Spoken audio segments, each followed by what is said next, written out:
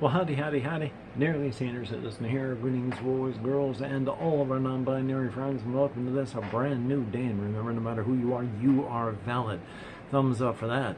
I went out for my early morning walkies, which wasn't all that early morning. Late start today, and so by the time I got back, it was 11-ish.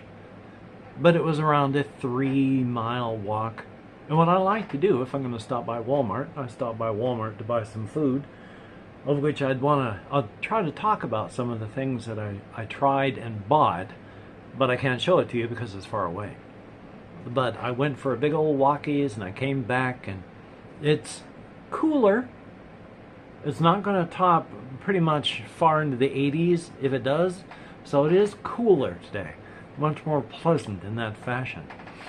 One of the things that I tried, I can't remember the name of the company, but a while back I bought a thing called Hoppin' John's, which was the name of the food product, not the brand.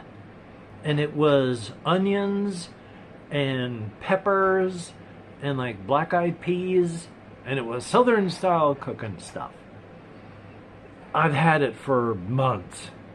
Finally, this morning I said, you know what, if I don't eat it now, I'm never going to eat it. I sometimes can get adventurous. This morning I finally did try it. It was pretty good. It was pretty good. So I went and bought a couple other things by the same company.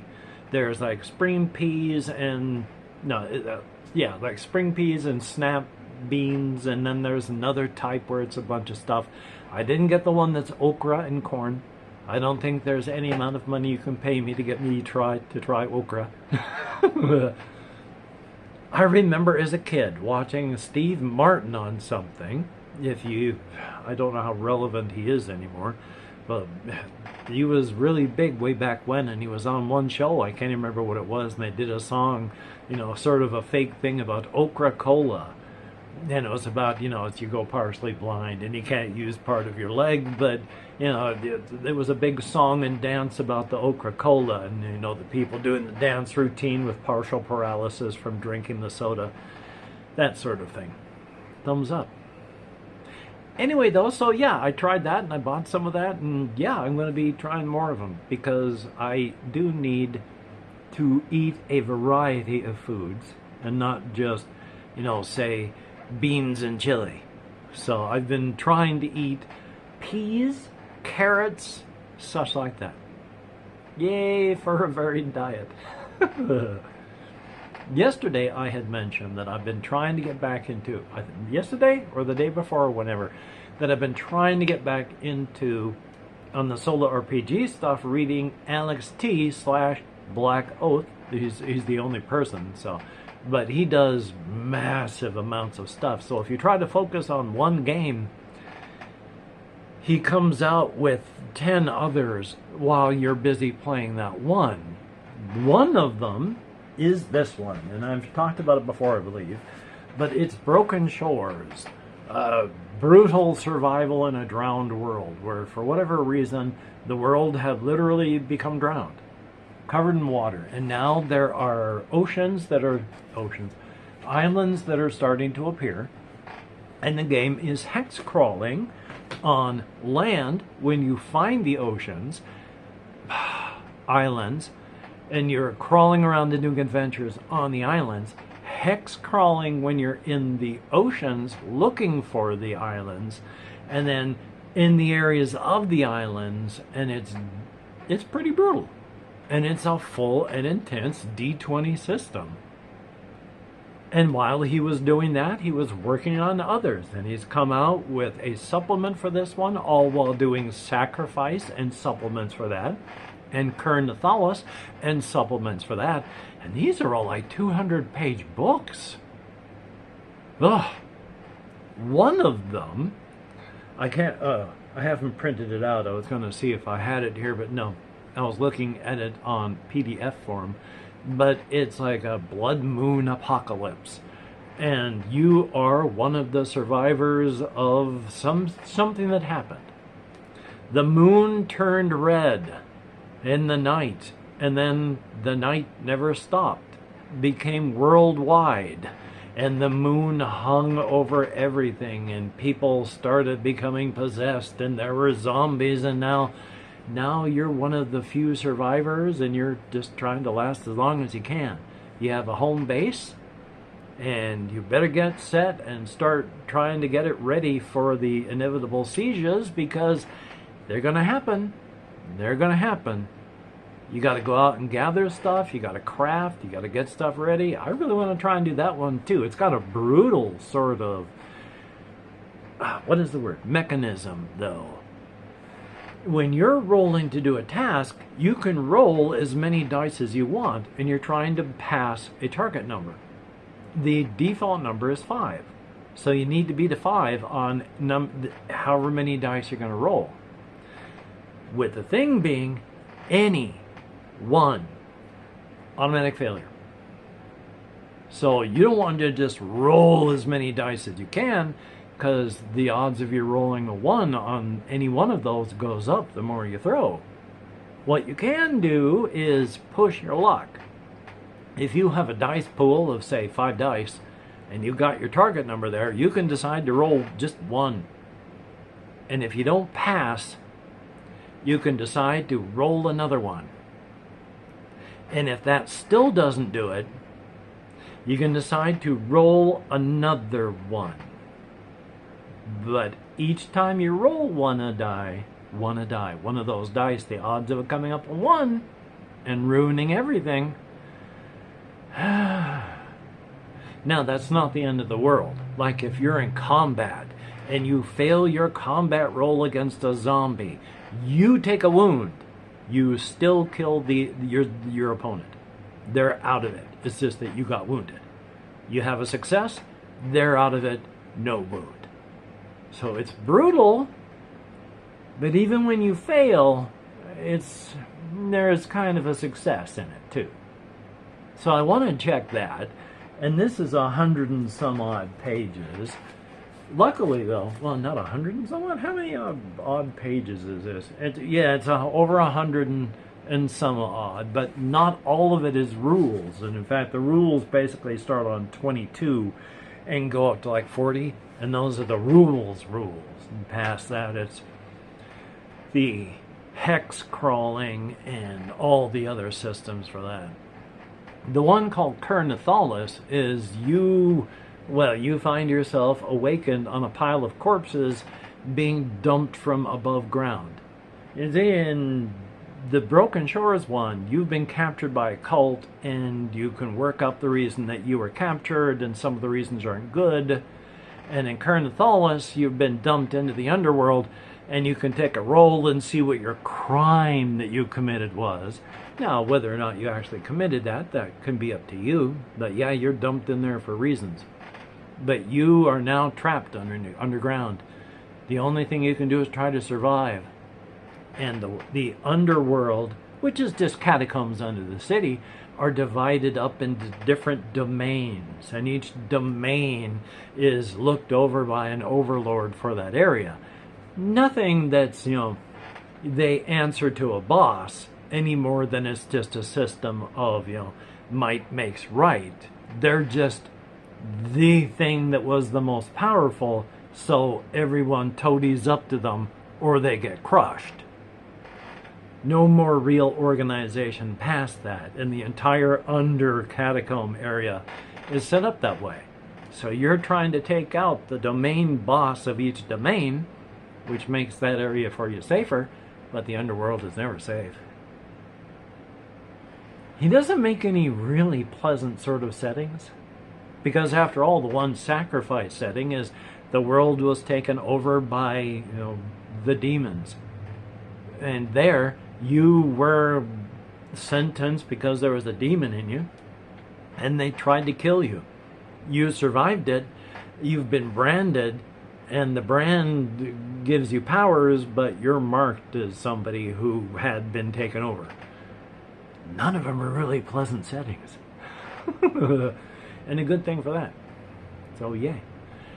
On another front, there is 2d6 Dungeon, which is something that I'd like to really fully play, but it's another one of those you can play it for the rest of your life games like the 100 Dungeon. and that you're always just going into dungeons. Now, because it's just the set amount of tables, it is going to eventually run a little thin. He came out with one expansion for it for Halloween at one point, so there's one thing, and he's coming out with the Realm Overland Adventures for it. But I think he needs more tables and stuff for your actual being underground. But what do I know?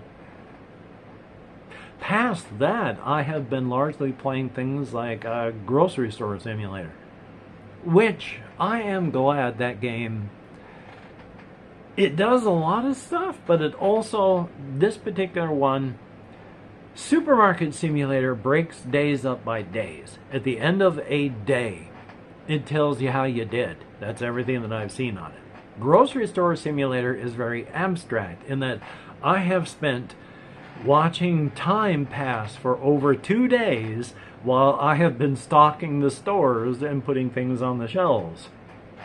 And then I'll open up my shop at 3 o'clock in the morning, and then people start driving up, and I run for like 18 hours, and then I shut everything down and spend another 2 or 3 days stocking the shelves. So I'm glad they don't really work for realism in that fashion, but it's just I hit a button that says store is open, and then from the city miles away people start driving in to buy stuff. And then I just keep the place open until I notice the shelves are running shut. My inventory is running low, then I just hit this button that says store is closed. And then I finish cashiering all of the people that are currently in the store until they're all gone, and then I order stock and do stuff for the store. And it is fun. It can be stressful because when you order inventory, the trucks show up, and you can order 9 boxes of stuff at a time, but you can get a grocery thing that holds inventory, but it holds 8 boxes. So if you order 9 boxes, you got to give 1 a toss while you put everything else on the inventory cart and then drag it all back inside and then put it on your shelves. I've had upwards of 12 trucks show up in a row because I had taken everything from my storage room shelves, put it out on the shelves in the store, and then had everybody come in and buy it all. So I had nothing and had to spend all of my money, and then just was rushing around like an idiot as all of these trucks showed up. And before I could even get all the inventory put away, the next one was out there going, you ready? Are you ready yet? But aside from being stressful, it is fun. I do enjoy it. Supermarket Simulator, when the people come into your store, it has lines of text above their heads so that if you read what they say, it gives you an indication of whether they're happy or not. With Grocery Store Simulator, the one that I play, they have voices. They're largely AI voices, and so there's not a whole lot of difference between them, generic male and generic female. They did have, it would seem, some voice actors doing lines, and it's kind of one of those Eurojank type games, in that when you have the voice actors doing their lines, you can really tell that English is not their first language.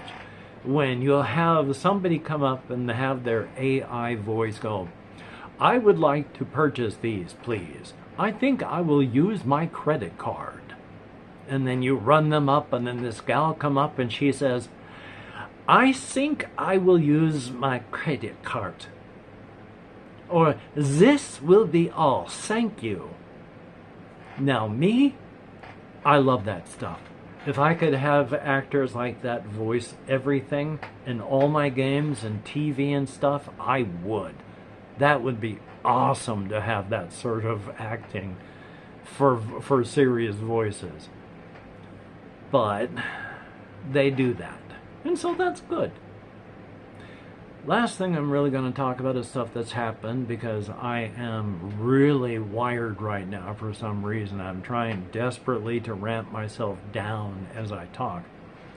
I saw this at Walmart the other day, and so I purchased it. It is not the sort of thing that I would normally get for a couple of reasons, and I'll talk about it. It was this book. Now, they have a lot of these because this is just a journaling type book. Well, first reason I don't buy stuff like this is I don't journal. Writing is painful.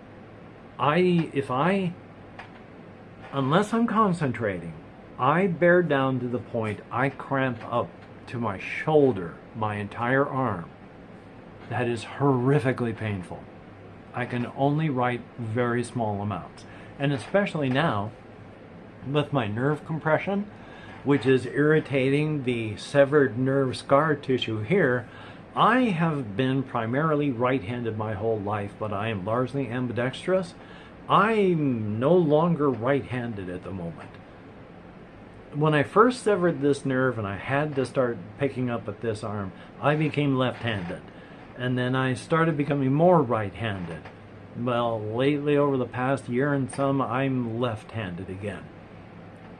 So that's fun. But the other thing that I don't do with journaling is this looks like, I guess it could be quote-unquote college ruled. It sort of looked wide ruled when I got it, but it doesn't say anything. There's absolutely no text anywhere to even tell you who makes it. But the only reason that I bought this is the cover. The mist. The trees. That looks pleasant, but it also looks ominous, especially given the color. I'm not going to write a artifact like a book into any of my stuff, though this could well be an artifact in one of my stories, because it looks ominous if you think correctly. And just remember, the essence of existential / cosmic horror is a being, an object, a location, or a situation that we cannot understand, doing something or simply existing in a fashion that it is impossible for us to comprehend, with little or no interest in human health or safety. The word, I went and lost. Yay for getting old. But yeah, when you bring it down to that, anything like the Necronomicon or the Book of the Dead in the Ash, the Ash series, the movies with Army of Darkness, whatever the hell that is called, the first and second movies, I really love those, but there's a book which is one of the most evil things in that series, so thumbs up there. I think they call it the Necronomicon anyway, but you know, it's not the actual Necronomicon of H.P. Lovecraft. Point being, though, there's things.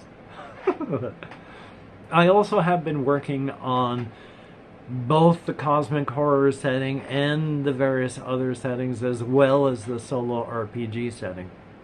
Because remember, the solo RPG setting jump all the way back to the cosmology, where you've got the absolute complete void, where there's a tear from another layer of reality with all the energy coming in.